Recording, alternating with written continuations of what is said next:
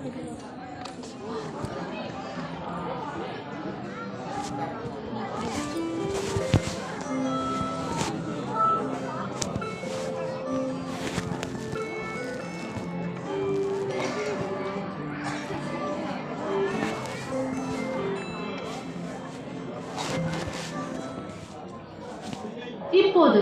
சூரிய குடும்பம் பற்றிய ஒரு கோளரங்க நிகழ்ச்சியை காண உங்கள் அனைவரையும் அன்புடன் அழைக்கின்றோம். சூரியன் தொலைவில் தொடுவானத்தின் கீழே மறைந்தவுடன் அந்தி வானம் வெறும் கண்களுக்கு புலனாக தொடங்குகிறது.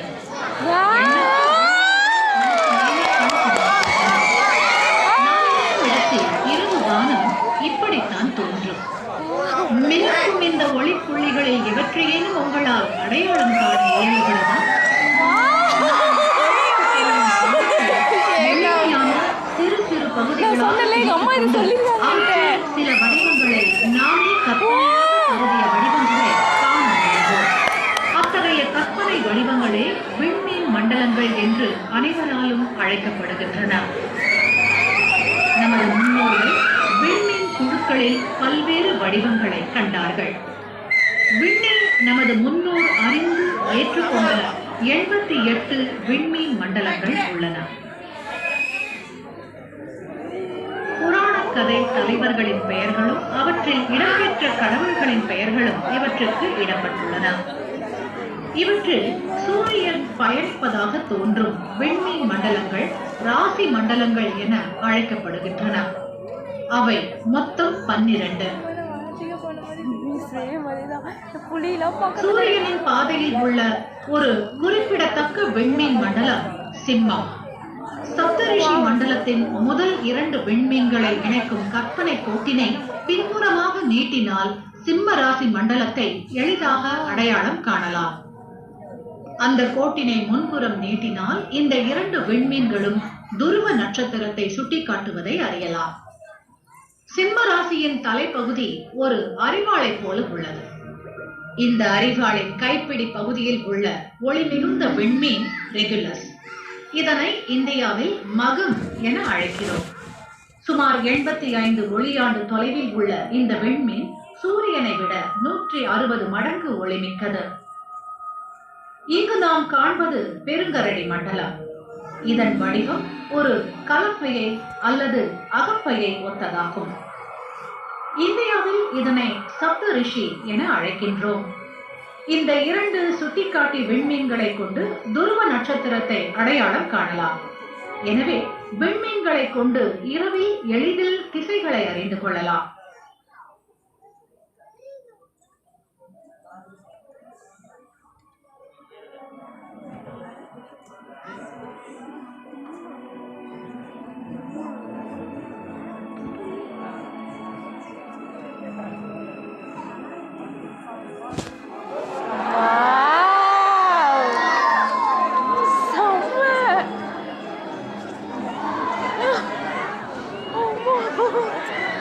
நம்மை சுற்றிலும் கொள்ளை அழகும் ஆச்சரியமும்.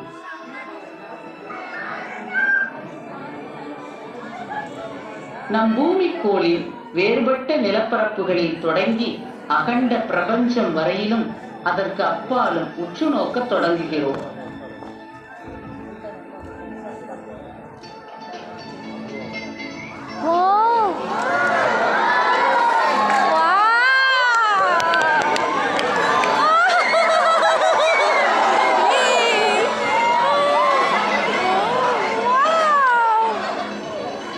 இதோ நம் பூமியின் சிறப்புகளை நாம் எல்லோரும் பகிர்ந்து கொள்வோம். நவீன உலகின் மாபெரும் அதிசயம் இது.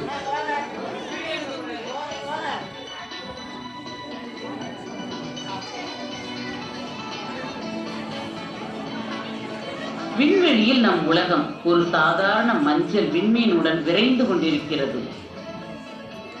நாம் பால்வீதி என்று அழைக்கிற அண்டத்தில் 20,000 கோடி விண்மீன்களில் ஒன்று நமது சூரியன்.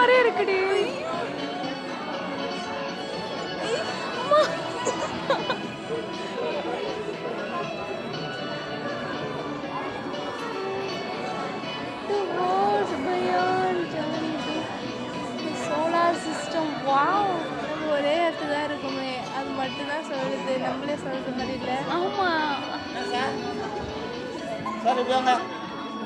ஹலோ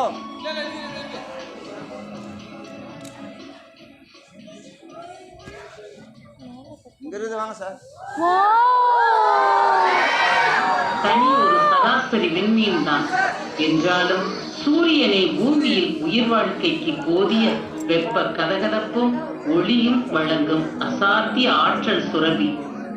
ஒரு சாதாரண பயணிகள் விமானத்தில் பறந்து சென்றால் கூட கனல் வீசும் அந்த சூரியனை சென்றடைய 20 வருடங்கள் ஆகும்.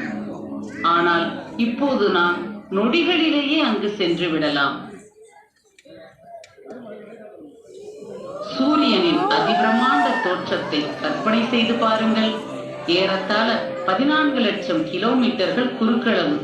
பூமியை போல 3,30,000 மடங்கு நிறை.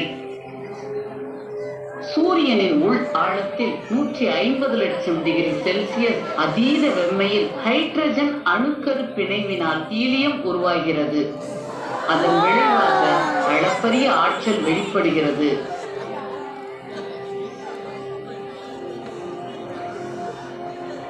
சூரியனின் புறப்பரப்பு சூடேறி அயனியாக்கப்பட்ட வாயுக்களால் கொந்தளிக்கும் கடல். அந்த வெப்பச்சலன மேல்மட்டம் உள்ளபடியே அடுப்பில் கொதிக்கும் குழம்பை போல் குமிழித்து தோன்றுகிறது.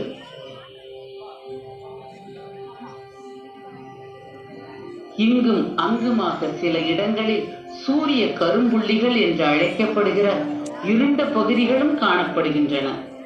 அந்த பகுதியில் இருந்து ஆற்றலுடன் கூடிய கிளர்வுகளாய் புற ஊதா கதிர்வீச்சுகளும் எக்ஸ் கதிர்வீச்சுகளும் அண்டவெளியில் வாரி இறைக்கப்படுகின்றன. அன்றியும் அதன் புறப்படல நிறை உமிழ்வுகள் ஆற்றல் மிகு துகள்கள் சுழல் வீச்சுகளாக சூரிய மண்டலத்தின் குறுக்கே அதிவேகத்தில் சீறி பாய்கின்றன. உண்மையில் நம் சூரியன் மிகவும் முக்கியமான இடம்தான். 15 கோடி கிலோமீட்டர்கள் தூரத்தில் நம் பூமி சூரியனின் எழுச்சிகளிலிருந்து கண்ணுக்கு புலப்படாத புவிக்காந்த தடுப்பு போர்வையினால் பாதுகாக்கப்படுகிறது. அதன் விளைவாக பூமியின் வட தென்துருவ வானில் அழகிய சுடரொளிகள் மின்வெட்டலாய் பளிரிடுகின்றன.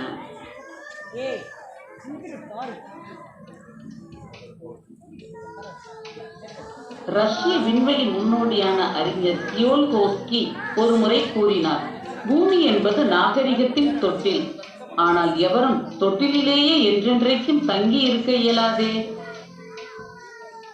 இன்று நாம் மனித இன வரலாற்றிலேயே மகத்தான ஒரு யுகத்தில் வாழ்ந்து வருகிறோம்.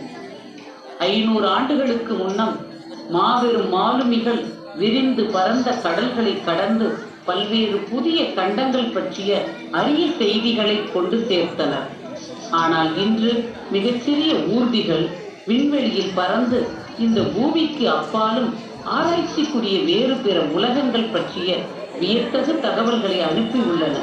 அவற்றுள் நமக்கு மிக அருகாமையில் உள்ளது நமது சந்திரன். 3,84,000 கிலோமீட்டர்கள் தொலைவில் உள்ள சந்திரன் தான் நமது அண்டை உலகம். இது நம் பூமியின் அளவில் 1/4 பங்கு அளவே உடையது. வறண்ட காற்றே இல்லாத உயிரற்ற உலகம். இந்த பூமிக்கு நேர் மேலாக ஒளிமின்னும் விண்மீன்களோடு இருள் படர்ந்த வானம் எப்பொழுதும் அமைதியாக இலங்குகிறது.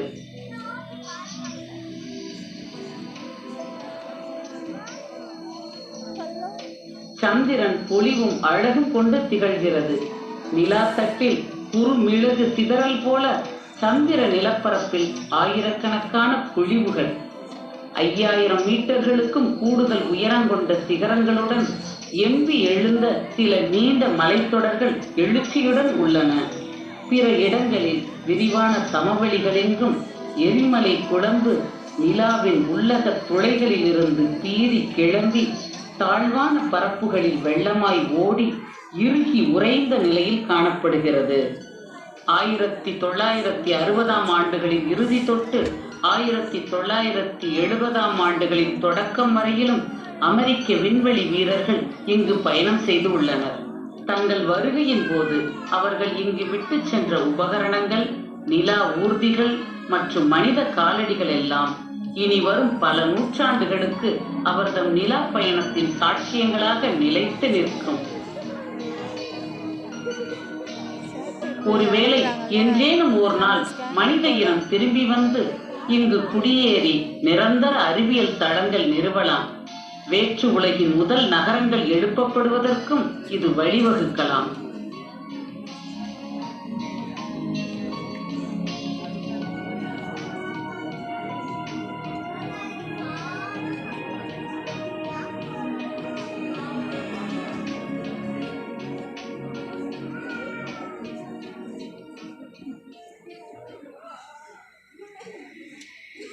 சூரியனுக்கு நெருக்கமான சிறிய புதன் கோள் நம் சந்திரனை காட்டிலும் சற்றே பெரியது. இதன் புறப்பரப்பும் முற்காலத்தில் கடுமையான தாக்குதல்களுக்கு உட்பட்டதாக தெரிகிறது. புதனின் பரப்பில் விரிந்த சமவெளிகள், பொழிவுகள் காணப்படுகின்றன. பல 100 கிலோமீட்டர்கள் நீளத்தில் செங்குத்து பாறை தொடர்கள், மேரி கலோரிஸ் என்று கூறப்படும் வெப்பக்கடல் அங்கு உள்ளது. பல கோடி ஆண்டுகளின் முன்னம் ஒரு குறுங்கோள் வந்து மோதியதால் ஏற்பட்ட பள்ளம் இது. வெம்மைதான் புதனின் அடையாளச் சொல். இங்கு பகல் பொழுதில் புற வெப்பநிலையோ தகரம், காரியம் போன்ற உலோகங்களையும் உருக்கும் அளவுக்கு உயரும். இருந்தாலும் காற்றே இல்லாத புதனின் நீண்ட இரவு பொழுதில் பனியுறை நிலைக்கும் 170 டிகிரி செல்சியஸ் குறைந்து அதி குளிராக இருக்கும்.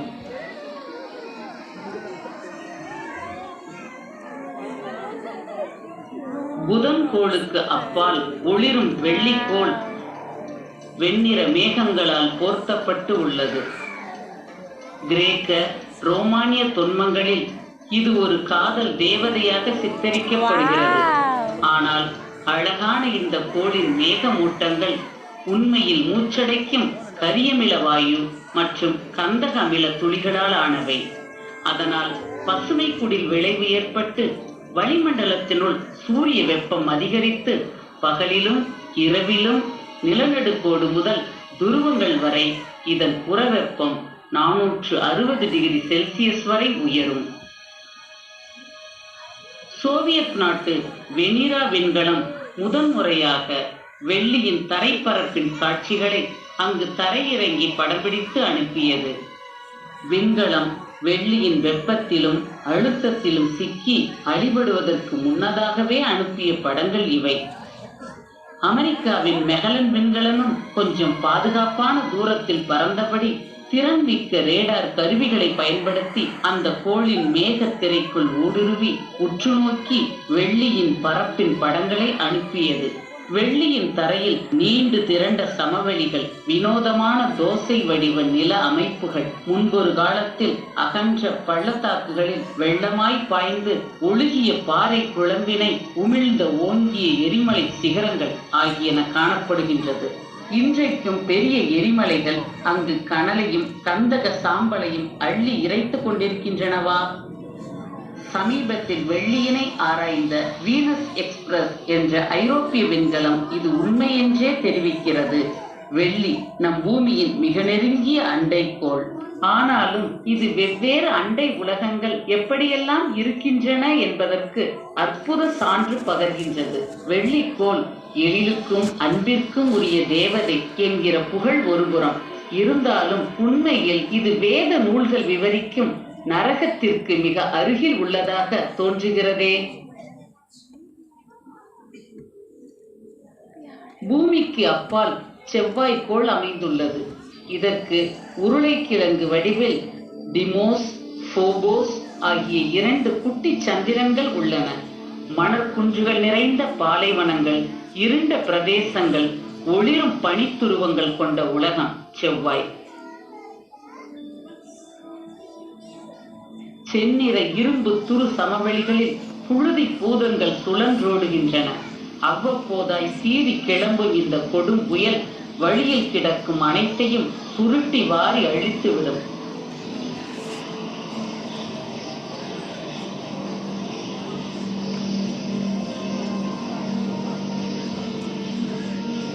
ஆனாலும் வழக்கத்திற்கு மாறாக இந்த சிகப்பு கோளின் வளிமண்டலம் தெளிவாகவே இருக்கிறது. செவ்வாய்க்கோள் பூமியின் பருமனில் பாதி அளவே என்றாலும் வியப்பூட்டும் பல இயற்கை அதிசயங்கள் இக்கோளிற்கு அணி சேர்க்கின்றன என்பது ஒரு பெருமை தரும் செய்தி. அந்த வெளியின் உயர்ந்த இடத்திலிருந்து கவனித்தால் செயலிழந்த பழம்பெரும் எரிமலைகள் பல இங்கு உள்ளன. அவற்றில் ஒன்று சூரிய மண்டலத்திலேயே மிக பிரம்மாண்டமான ஒலிம்பஸ் மான்ஸ். இது செவ்வாய் தரைமட்டத்திலிருந்து ஏறத்தாழ 20 கிலோமீட்டர்கள் உயரம் என்றால் சும்மாவா? அதனை அப்படியே பெயர்த்தெடுத்து பூமிக்கு கொண்டு வந்தால் கிட்டத்தட்ட தென்னிந்தியாவையே அழைத்து விடுமாம். நெஞ்சை எள்ளும் மற்றொரு அதிசயம் வேலிஸ் மரினரிஸ் எனும் மரினர் பள்ளத்தாக்கு. 200 கிலோமீட்டர் அகலமும் 6 கிலோமீட்டர் ஆழமும் கொண்டது. இந்த மிக பெரும் பள்ளத்தாக்கின் நீளத்தை சொல்வதானால் உத்தேசமாக கன்னியாகுமரியிலிருந்து காஷ்மீருக்கும் அப்பால் கசகஸ்தானில் அல்மாத்தி நகரம் வரை என்றும் கூறலாம். இன்று செவ்வாய்க்கோள் அண்டார்டிகாவின் சராசரி அளவை விட குளிராகவும் சகாரா பாலை நிலத்தை விட வறட்சியாகவும் காணப்படுகிறது. இருந்தாலும் சமீபத்தில் அதன் புறப்பரப்பில் கண்டுபிடிக்கப்பட்ட இருண்ட கீற்றுக்கோடுகள் மலைகளிலும் குழிவுகளிலும் பள்ளத்தாக்கு சரிவுகளிலும் முன்னொரு காலத்தில் பருவகால உப்பு நீரோடைகள் பாய்ந்ததை காட்டுகின்றன. மேலும் 300 கோடி ஆண்டுகளுக்கு முன் இங்குள்ள ராட்சத எரிமலைகள் செயல் மிகுந்தவைகளாக இருந்த காலகட்டத்தில் செவ்வாய்க்கோளின் தடித்த கதகதப்பான வளிமண்டலத்தினால் வெயில் படாமல் குளிர்ந்து உறைந்த பனிக்கட்டிகள் மெல்ல உருகி வெளியேறி ஆறுகளாக பாய்ந்தோடி ஏரிகளையும் உண்டாக்கி இருக்கலாம். அத்தருணத்தில் இங்கு உயிரினங்களும் உருவாகி இருக்குமோ? இன்று செவ்வாய் மணலில் காணப்படும் வண்டித்தடங்கள் செவ்வாய் இளைஞர்கள் ஓட்டிய வாகன சக்கரங்களால் ஆனவை இல்லை. அவை பூமியிலிருந்து சென்று இறங்கி பல தானியங்கி ஊர்திகளால் பதிவானவையே. அந்த ஊர்திகள் செவ்வாய் நிலப்பரப்பில் உயிரினங்கள் உருவாக்கத்திற்கு உகந்த சூழல்கள் முன்னொரு காலத்தில் நிலவியதா என்று சத்தமின்றி தேடி பார்த்தன. இந்த ஊர்திகளை உருவாக்கிய மனித இனமும் ஒரு நாள் அங்கு செல்வர்.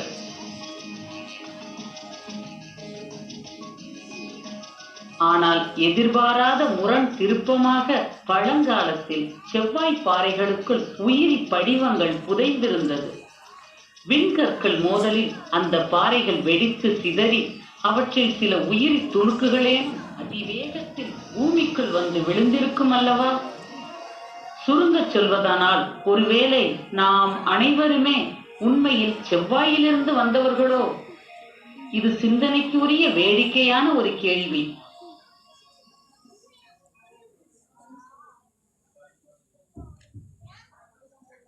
செவ்வாய்க்கோளுக்கு அப்பால் குறுங்கோள் வளையம் அமைந்துள்ளது.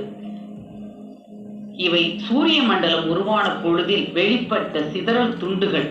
போதிய நிறை ஈர்ப்பு இன்மையால் திரண்டு கோள்களாக இயலாத துண்டுகள். முடிவில்லாத தடுமாற்றங்களுடன் சூரியனை சுற்றி வரும் துண்டுகள். இந்த பாறை துண்டுகளின் பாதையை கடந்து புறக்கோள்களின் சுற்றுத்தலங்களுக்குள் நுழைகிறோம். வியாழன் கோள் மிக பிரம்மாண்டமான உலகம். ஏறத்தாழ 1300 பூமிகளை இதற்குள் இட்டு நிறைக்கலாம். இதன் முகப்படத்தில் காணப்படும் பட்டை வரி கோடுகள் வியாழ மேகங்களின் மேற்படலங்கள். இங்கு அதிவேகத்தில் அமோனியா வாயு பனிப்புயல்களாய் சுழல்கின்றது. அதன் கீழ் அடுக்குகளில் சூறாவளியுடன் அமோனியா மழை பொழிகின்றது. இடியுடன் பளிச்சிடும் மின்னல் தெரிப்பின் வெண்மையில் புவி நகரங்கள் என்றால் எரிந்தே ஆவியாகிவிடும். வெள்ளை மற்றும் பல வண்ண மேகங்களின் இடைப்பகுதிகளில் வாயு தாரைகள் மணிக்கு 350 கிலோமீட்டர் வேகத்தில் பீரிட்டு பாய்ந்து கொண்டிருக்கின்றன. ராட்சத வியாழன் சூரிய மண்டலத்திலேயே மிகப்பெரிய கோள். இருந்தாலும் தன் அச்சில் சுழலும் இதன் நாள் பொழுது மிக குறுகியது. இது 10 மணி நேரத்திற்கும் குறைவானது. இந்த அதிவேக சுழற்சியும் கோளின் உள் ஆழத்திலிருந்து கிளம்பும் அதீத வெப்பமும் தான் இங்கு விசித்திர புயல்கள் உருவாக காரணம். அவற்றுள் மகத்தான